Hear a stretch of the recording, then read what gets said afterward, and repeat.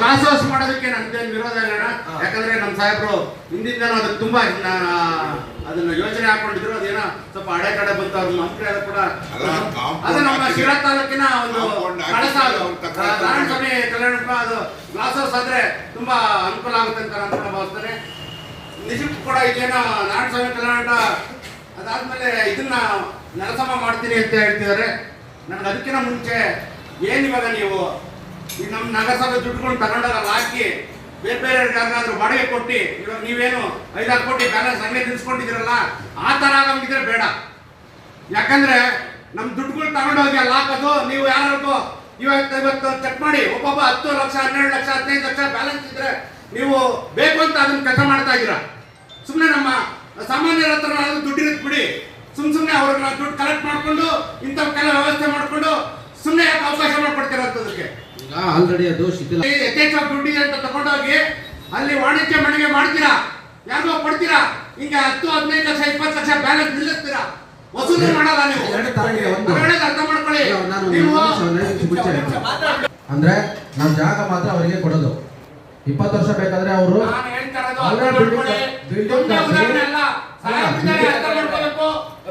ನಾವು ನಗರಸಭೆ ತಿಂಗಳು ಬಡ್ಡಿ ಬರ್ತಾ ಇರುತ್ತೆ. ನೀವೇನು ಅದನ್ನ ಯಾಮಾರಿಸ್ಬೇಡಿ. ತಿಂಗಳು ನಗರಸಭೆಗೆ ಬಡ್ಡಿ ಬರ್ತಾ ಇರುತ್ತೆ.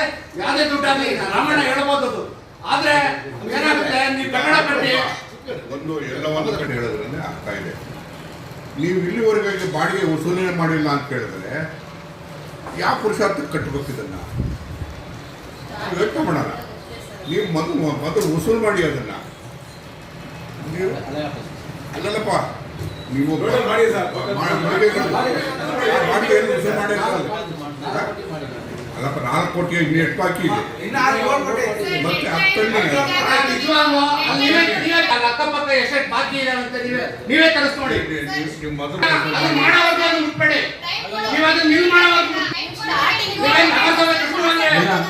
ಸಾಮಾನ್ಯ ದುಡ್ಡು ಏನು ತುಂಬಿದ್ದಾರೆ. ಬ್ಯಾಲೆನ್ಸ್ ಆಯ್ತಲ್ಲ ಮಾಡಿ ಕೊಡಲ್ಲ ಬೀಗ. ಸಾಮಾನ್ಯರು ಒಂದ್ ನಿಮಿಷ ಸಾಮಾನ್ಯರು ಮನೆ ಕಂದಾಯ ಒಂದು ತಿಂಗಳು ನಿಲ್ಸಿದ್ರೆ ಅದಕ್ಕೆ ಈ ಸತ್ ಕೊಡಲ್ಲ. ಅಲ್ಲಲ್ಲ 10-15 ಲಕ್ಷ 20 ಲಕ್ಷ ವಾಣಿಜ್ಯ ಮಾಡಿದ್ರು ಬಾಕಿ ಇರ್ತಾರೆ. ಅವ್ರಿಗೆಲ್ಲ ವರ್ಷಕ್ಕೊಂದ್ಸಲಿ ರಿನ್ಯೂವಲ್ ಆಗ್ತಾ ಇದೆ. ಅಲ್ಲಿ ಬಸ್ ಸ್ಟ್ಯಾಂಡ್ ಒಳಗಡೆ ಒಂದು ಬಾರ್ ಅಂಡ್ ರೆಸ್ಟೋರೆಂಟ್ ಇದೆ, ವರ್ಷ ಒಂದ್ಸಲಿ ರಿನ್ಯೂವಲ್ ಆಗ್ಬೇಕು. ಹೆಂಗಾಗುತ್ತೆ ಅದು ಬಾಕಿ ಇಟ್ಕೊಂಡು ಅಲ್ಲ, ವರ್ಷಕ್ಕೊಂದ್ಸಲಿ ರಿನ್ಯೂವಲ್ ಆಗದೆ ಅವ್ರ licence renewal bar and restaurant ಇದೆ.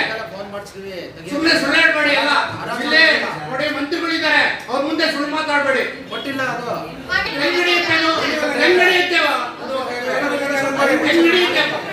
ಓನರ್ ಸೈನ್ ಆಗ್ತದೆ. ಹೆಂಗ್ ನಡೆಯುತ್ತೆ ಓನರ್? ನಾವೇ ಗೊತ್ತಾ ನಿಮ್ಗೆ? ಓನರ್ ನಗರಸಭೆನೆ ಅಣ್ಣ. ಓನರ್ ಒಂದು ವರ್ಷಕ್ಕೊಂದ್ಸಲಿ ಸೈನ್ ಆಗ್ತದೆ ಆಗುತ್ತೆ. ಮಾಂಸ ಮತ್ತು ಮದ್ಯಪಾನ ಮಾಡೋ ವರ್ಷಕ್ಕೊಂದ್ಸಲಿ ಅದು ರಿನ್ಯೂವಲ್ ಆಗ್ಬೇಕು. ಮತ್ತೆ ಹೆಂಗ ರಿನ್ಯೂವಲ್ ಆಗುತ್ತೆ ಬಾಕಿ ಇಟ್ಕೊಂಡು? ಯಾವುದೇ ಕಾರಣಕ್ಕೂ ನಮ್ಮ ನಗರಸಭೆ ದುಡ್ಡುಗಳು 10 ರೂಪಾಯಿ ವ್ಯಯ ಮಾಡ್ಬೇಕಾದ್ರೆ ನೀವು ಇದನ್ನ ತೋರಿಸ್ಬೇಕು. ಸುಮ್ನೆ ಅಲ್ಲಿ ದುಡ್ಡಿದೆ ಅಂತ ಕೋಟಿಗಟ್ಟಲೆ ದುಡ್ಡು ಹಾಕೋದಲ್ಲ. ನೀವು ಫಸ್ಟ್ ಮೀಟಿಂಗ್ ಬಂದಾಗಲೇ ವಾರ್ನಿಂಗ್ ಟೈಮ್ ಕೊಟ್ಟಿದ್ವಿ ಸರ್. ಇಷ್ಟು ತಿಂಗಳಾದ್ಮೇಲೆ ಒಂದು 3 to 4 ಮಂತ್ಸ್ ಅಲ್ಲಿ ರಿಕವರ್ ಆಗಲಿಲ್ಲ ಅಂದ್ರೆ ಲಾಕ್ ಮಾಡಿಸಿ ಅಂತ ನೀವು ಕಂಡೀಷನ್ ಆಗಿ ಹೇಳಿದ್ರಿ. ಅದು ಇವತ್ತಿನವರೆಗೂ ಯಾರು ಮಾಡಿಲ್ಲ ಸರ್ ಆ ಕೆಲಸನ. ಇವಾಗ ಅಷ್ಟೇ ಮೀಟಿಂಗ್ ಅಲ್ಲಿ ಕೇಳ್ತಾರೆ ಅಷ್ಟೇ, ಯಾರು ಮಾಡಲ್ಲ. ನಾನು ಮಾತಾಡ್ತೀನಿ ಒಂದು ನಿಮಿಷ ದಯಮಾಡಿ. ನಾವು ಬರೋದಕ್ಕಿಂತ ಮುಂಚೆ ಎಷ್ಟು ಬ್ಯಾಲೆನ್ಸ್ ಇತ್ತು ಗೊತ್ತಾ? 6 ಕೋಟಿ ಇತ್ತು. 4 ಕೋಟಿ ಮಾಡಿದ್ರೆ ಯಾಕೆ ಹಿಂದೆ ಯಾಕೆ ಹೇಳಿಲ್ಲ ನೀವು ಅಲ್ವಾ? ನಾನು ಮಾಡ್ತಾ ಇರೋದಕ್ಕೆ ಕೇಳ್ತಾ ಇಲ್ಲ ನೀವು.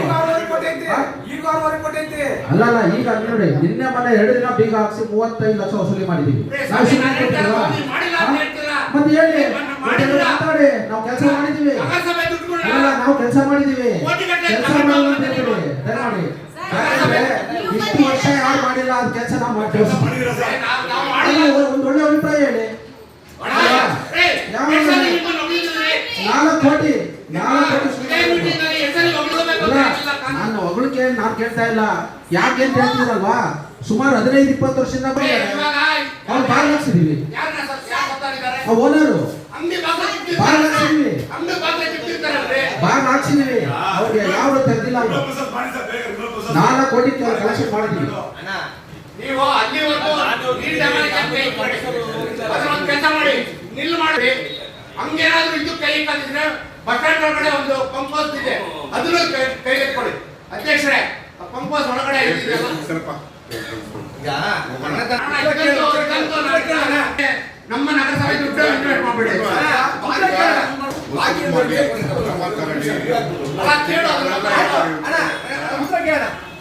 ಅವ್ರು ಏನ್ ಹೇಳ್ತಿದ್ದಾರೆ, ಇನ್ನು ನಾನು ಮಾಡಿದ್ದೀನಿ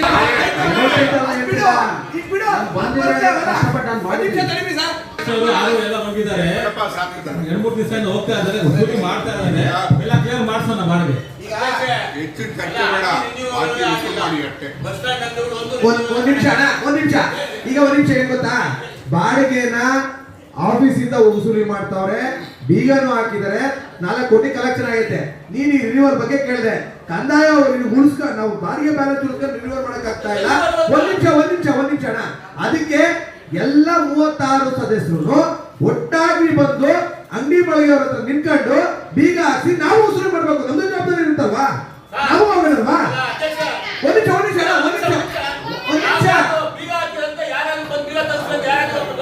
ಅಣ್ಣ, ಬೇಡ ಅದನ್ನ ಹೇಳ್ಬಾರ್ದು ಸಭೆಯಲ್ಲಿ, ಬೇಡ ಸಭೆಯಲ್ಲಿ ಬೇಡ ಬಿಡು, ಬೇಡ ಅದು. ನಿಮ್ಗೆ ಸರ್ವೋಚ್ಚ ಅಧಿಕಾರ ಇದೆ, ಅಲ್ಲ, ಅಧಿಕಾರ ಇದೆ. ಅಲ್ಲೆಲ್ಲ ಮನುಷ್ಯ ಹೇಳಿರ್ಲಿ. ಮೊನ್ನೆ ಜಾಸ್ತಿ ಕಳಿಸಿದ್ದೆ. ಕಮಿಷನರ್ ಕೆಲಸ ಮಾಡೋದು ಮಾತಾಡಂಗಿಲ್ಲ.